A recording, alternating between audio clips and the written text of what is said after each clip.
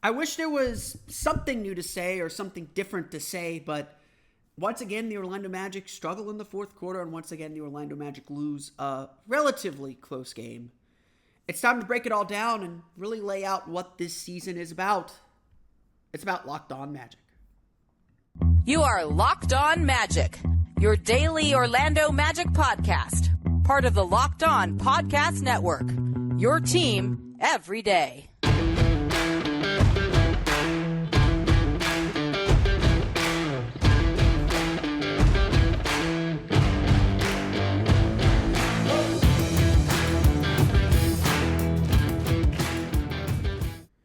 And you are indeed Locked On Magic. Today is October 31st, 2022. Happy Halloween, everyone. My name is Philip Rossman-Reich. I'm the expert and site editor over at OrlandoMagicDaily.com.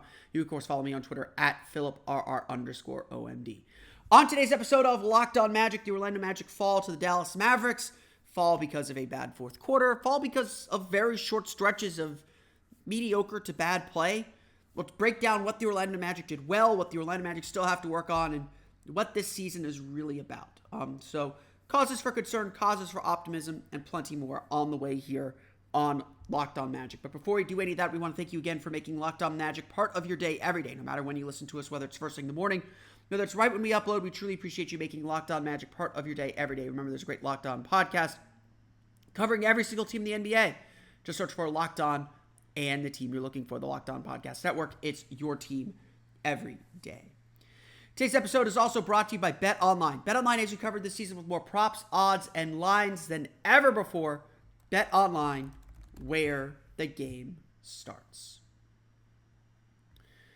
So, this season, there's been a lot of the coach buzzwords thrown around. And you know, I think I've gone over this, but I kind of use those coachisms as sort of the framework for the season. You know, I'm going to let the team kind of set the tone and the definitions and the ideas for the season and then evaluate them based on that. And so, you know, all we've heard Jamal Mosley talk about through the first 2 months of the season now is the offseason and now 2 months of training camp and regular season is we need to level up. This team needs to level up. And trying to figure out and parse out what that means could probably be a whole book. Could probably be a whole hour of like all the different ways the Magic need to level up. But at the end of the day, what that's really getting at and what that's really talking about is the Magic need to put themselves in a position to win more games, obviously.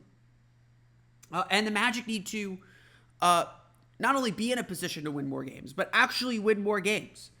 Actually experience and grow late in games. So in this sense, yes, the Magic are 1-6, through 7 games here.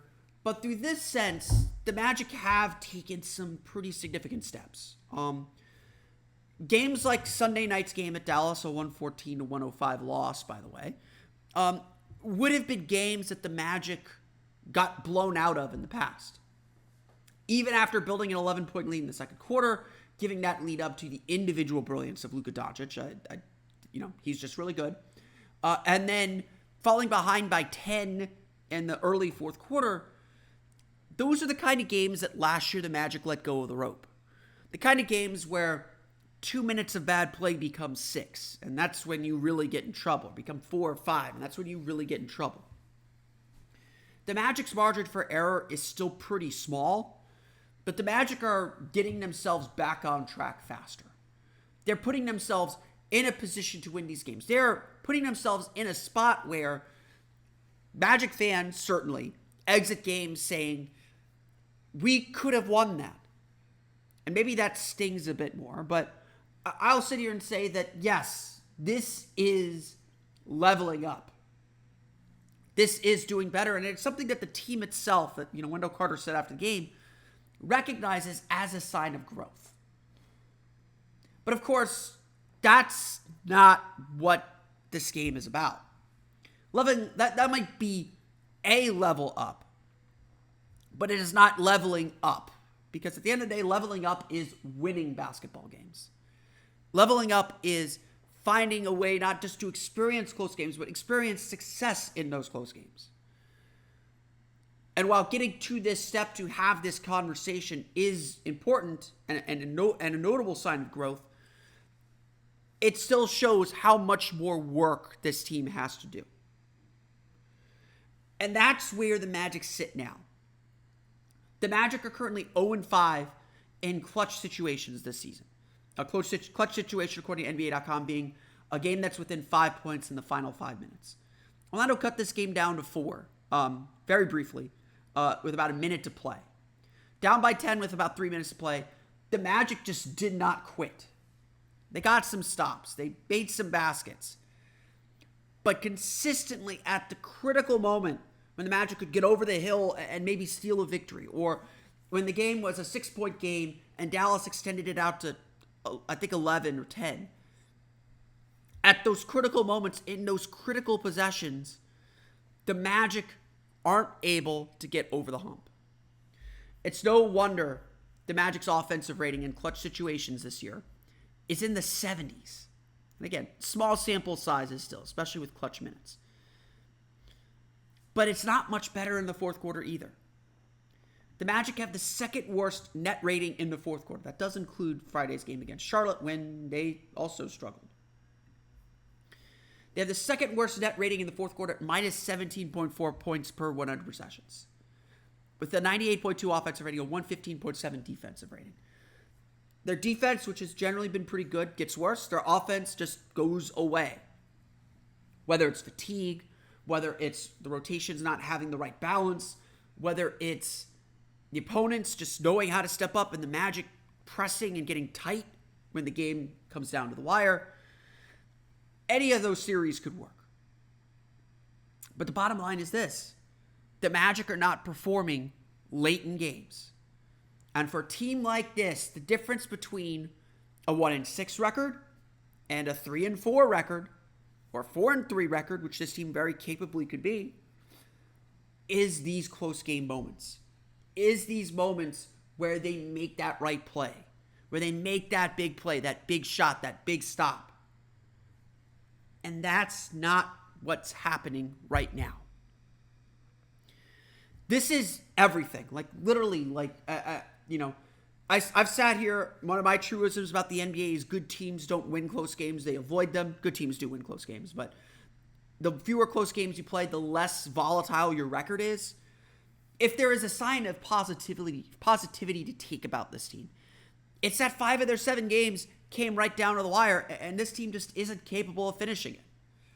That's the point of positivity. Absolutely take that as positive, because it shows that this team very easily could be 5-2, as much as they could be 1-6.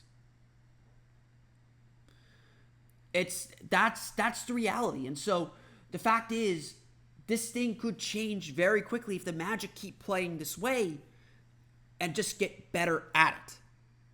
But this is also what young teams do. Young teams don't know how to close games. Young teams don't know how to win tight games against veteran opponents like the Dallas Mavericks, who just tore up the Orlando Magic late in the game when the Magic decided to start doubling Luka Doncic. Just made the wrong defensive adjustment. Couldn't make the switches onto the make the rotations to 3-point shooters. And that was that. On top of that, Orlando just stopped moving the ball effectively. Dallas deserves credit for their defense. We'll get into that here in a bit. But at the end of the day, the Magic are going to have to perform late in these games. At the end of the day, the Magic have to win these battles. They have to win these games against their opponent. It doesn't matter who it is. It could be Dallas, could be Charlotte, could be Oklahoma City on Tuesday, could be anybody. What this season is really about is learning how to play in these situations, learning how to play with this pressure, learning how to play with this precision. When we talk about the Magic needing to level up, we are talking about this. And so the Magic are starting at a baseline of, let's just compete in these games. Okay, mission accomplished. We're competing every night. And yes, the return of Markelle Fultz, the return of Gary Harris, the return of even Jonathan Isaac, just the return of Jalen Suggs, return of Cole Anthony, the return of more players is going to give the Magic better players to finish these games. The Magic are doing fine without a point guard for the most part. But when the game slows down as it does in the fourth quarter and at the end of games, when every possession matters more, that's when you need an organizer. That's when you need someone to settle everyone down. And the Magic just don't have that. Markelle Fultz closing games out is going to make this team better. I'll say that pretty clearly. But that's what this season's about. So the Magic are able to compete in and play in these games. Fantastic.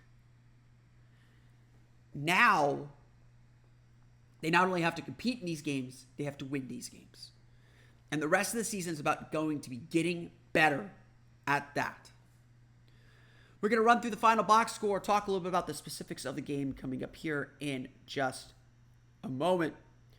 But first, a quick word from our pals at BetOnline. BetOnline.net is your number one source for betting, football, and the start of the new basketball season. So find all of the latest player developments, team matchups, news, podcasts, and in-depth analysis on every game. You can bet on awards still, I believe, with NBA Rookie of the Year. You can bet on, I believe Paolo Banchero's over-under lines are still out there. That those may have changed a little bit over the first week of the season, first week and a half of the season. And of course, you can bet on individual games as the Orlando Magic get set to take on the Oklahoma City Thunder on Tuesday. TNT is going to be missing out on a good time. As always, BetOnline remains your continued source for all your sports wagering information with live betting and up-to-the-minute scores for every sport out there. It's the fastest and easiest way to check out on all of your favorite games and events, including MMA, MLB, boxing, and golf. Head to the website today or use your mobile device to learn more. BetOnline, where the game starts. We want to thank you again for making Locked On Magic part of your day every day. For your next listen, go check out the Locked On Sports Today podcast, from the games that matter the most to the biggest stories in sports. Go beyond the scoreboard and behind the scenes with local experts and insights only Locked On can provide. Locked On Sports Today, available on this app, YouTube, and wherever you get podcasts. So let's break down this game a little bit more against the Dallas Mavericks. Dallas Mavericks defeat the Orlando Magic 114-105. It's a 9-point game. The Magic do cover, but it was a game that was both closer and not as close as the final score indicates. So it's probably the right score at the end of the day.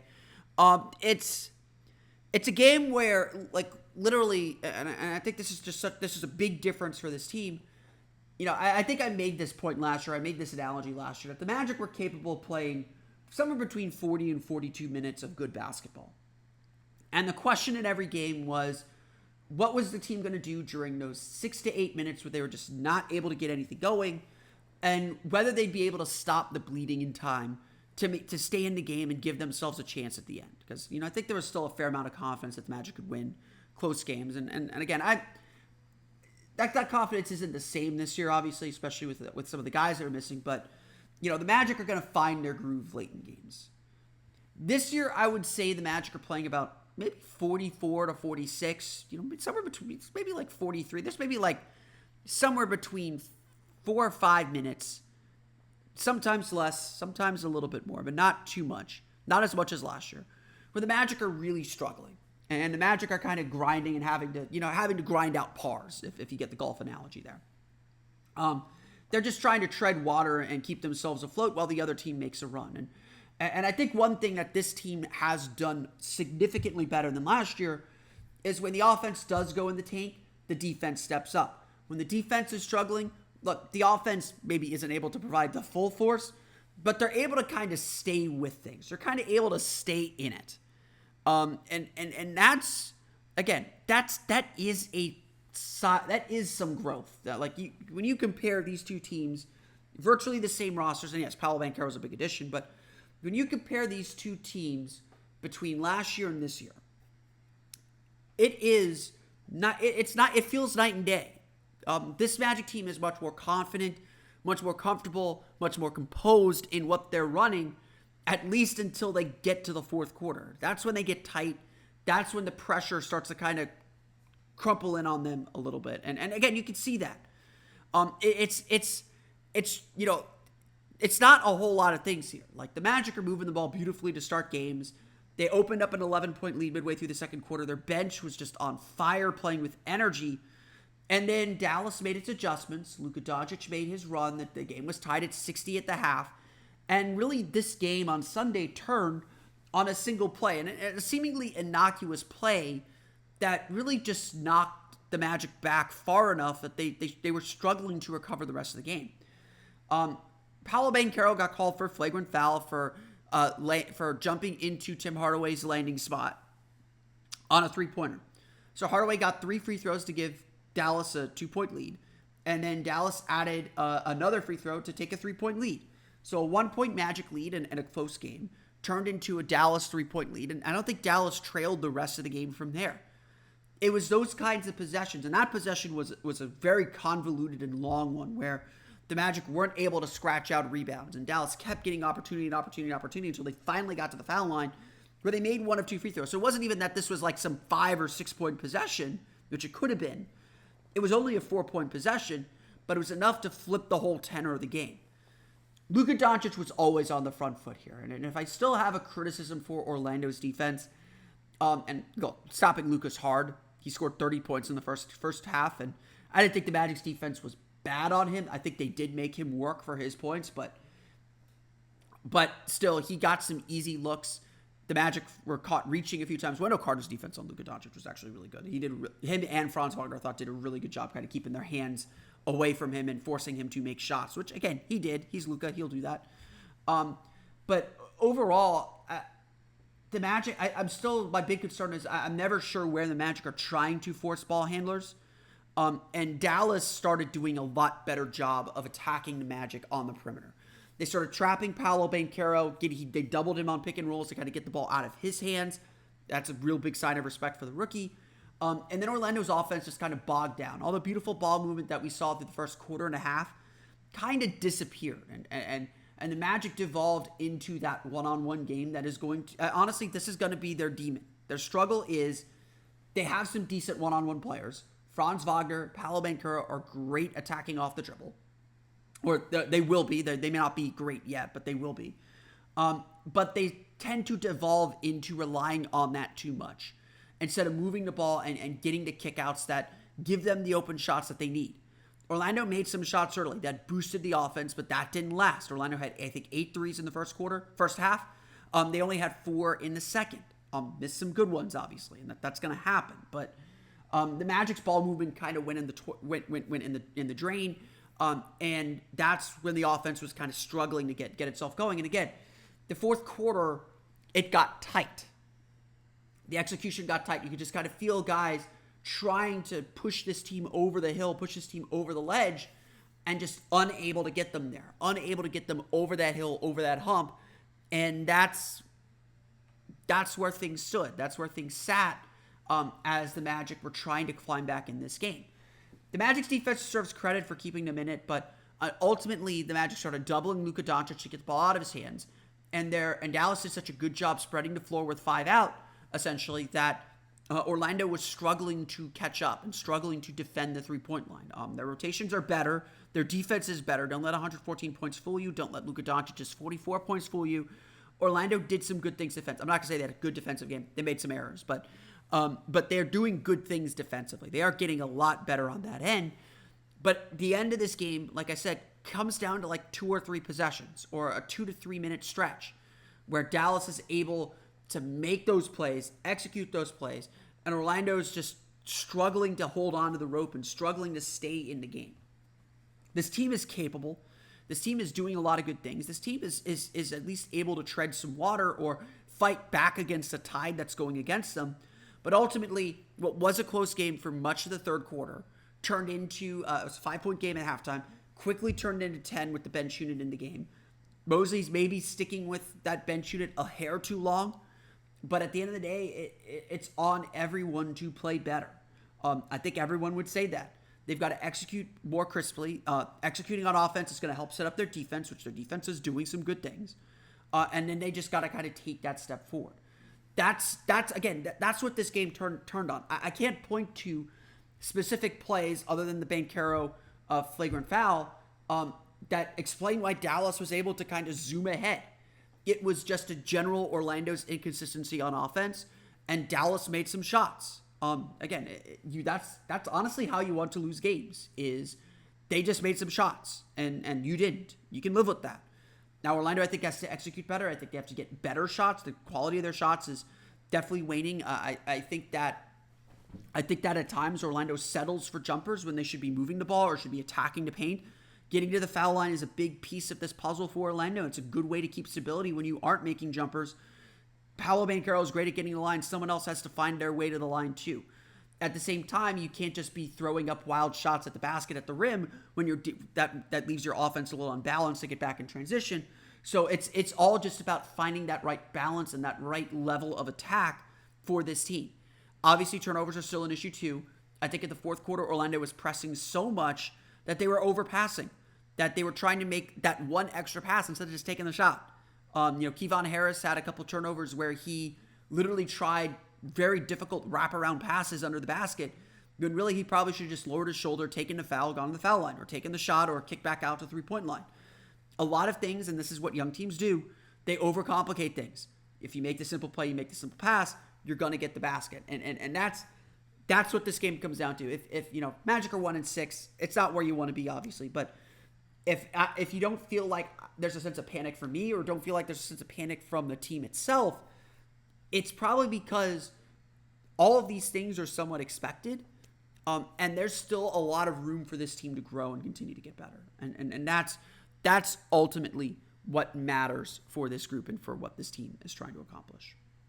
We're going to run through the final box score here in a little bit, talk about some individual performances, talk about the streak ending for Paolo Banchero. We'll get to that coming up here in just a moment. Let's run through that final box scores. The Orlando Magic fall to the Dallas Mavericks 114-105. Yes, indeed, the streak is over. Paolo Banchero's streak of 20-point games to open his career has come to an end. 18 points, 6 for 20 shooting, 1 for 6 from beyond the arc, 5 for 8 from the foul line, so you'd probably say he left some of those on the board. A team high 4 assists. Orlando just 20 assists in this game.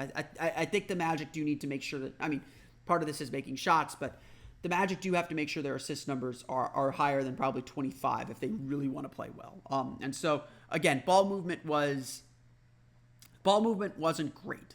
I would say that. But Paolo did Paolo things. I think Dallas did a good job bothering him, putting some size on him, doubling him, just kind of giving him some different looks. And I think he struggled a little bit with those reasons. He had a bad shooting game. He was due for one. But overall, you like his looks, you like his ability to get to the foul line, put some pressure on the rim. No one is worried about Paolo Banchero. He's doing a lot of good things, and I think everyone's very, very happy with him. If 18 points and a +6 ± are a bad game for Paolo Banchero, then this Magic team is going to be pretty good in the long run. So no one should be concerned about him there. Bull continues his fun emergence. 16 points, 7 for 10 shooting, 11 rebounds, his first double-double. 3 block shots. Bull just, no one knows how to guard him. And especially in these jumbo lineups, they don't have enough big bodies to defend him, and even a regular big body is not enough. Bull is playing really well and fits really well with this group.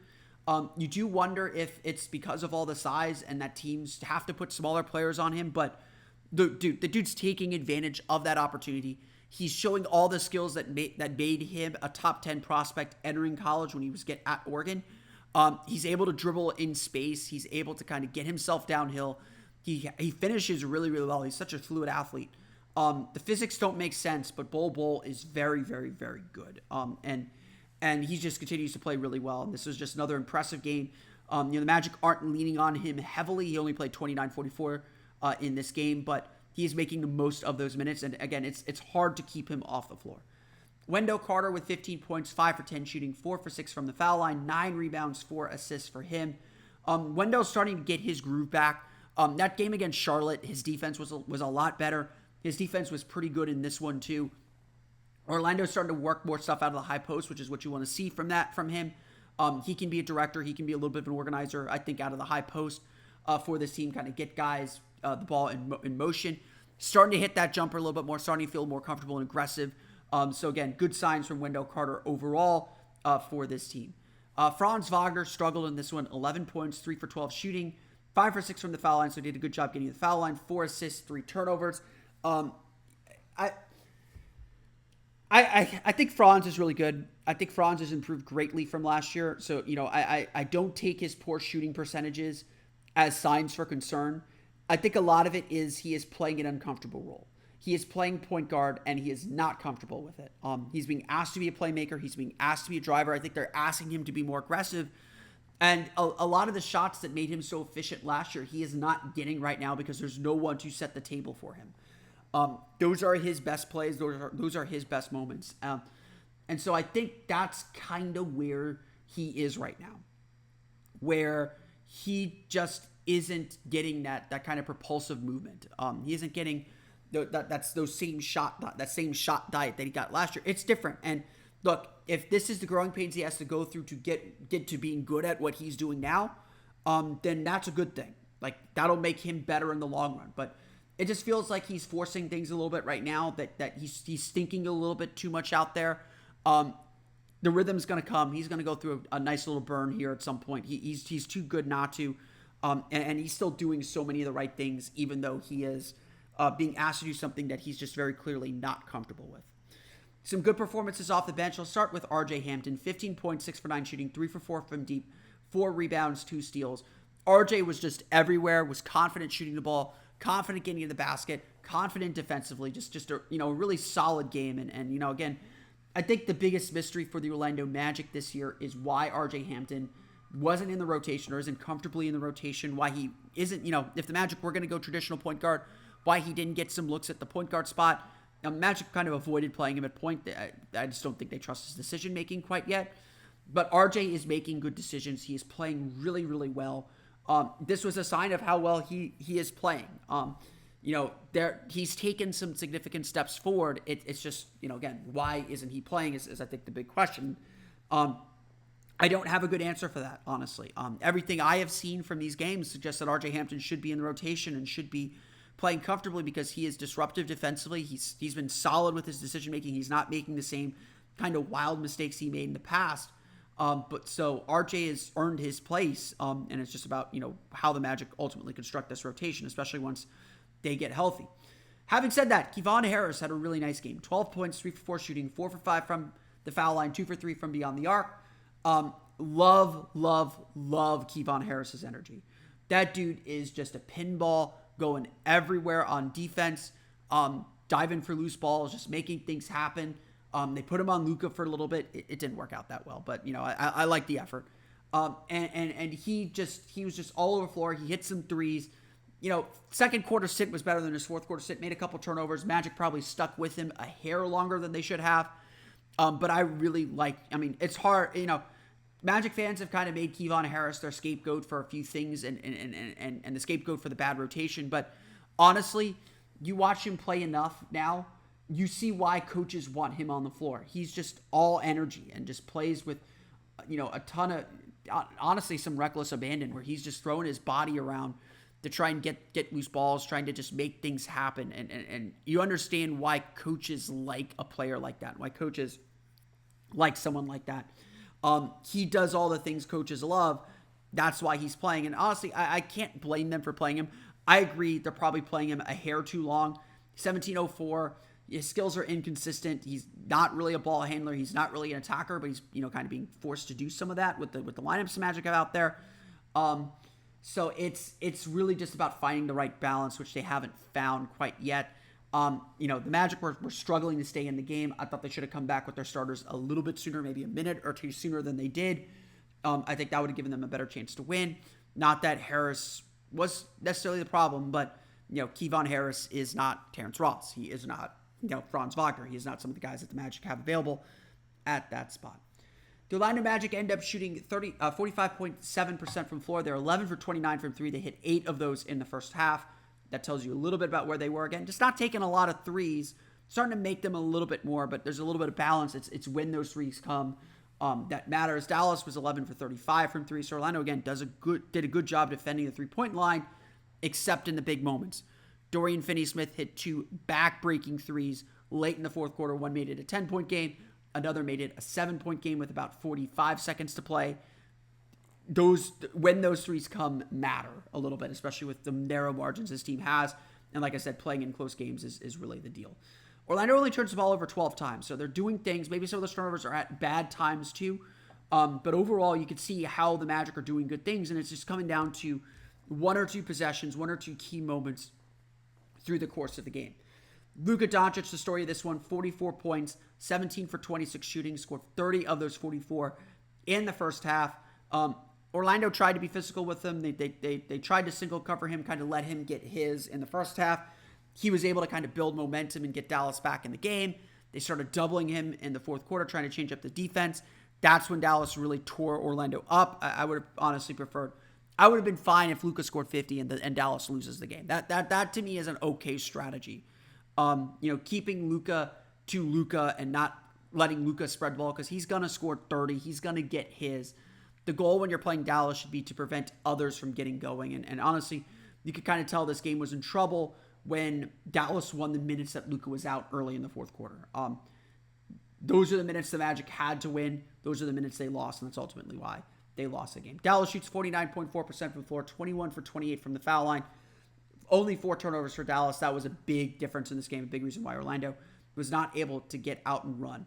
The Dallas Mavericks defeat the Orlando Magic 114-105. Orlando will close this 2-game road trip out Tuesday in Oklahoma City. Then they start a 7-game homestand. So big opportunity coming over the next couple of weeks. We've been just wanted to survive these first 8 games and then get to work here in the next 7 to kind of build up consistency, build up habits, and all of that jazz. Not the jazz, but you get what I'm saying.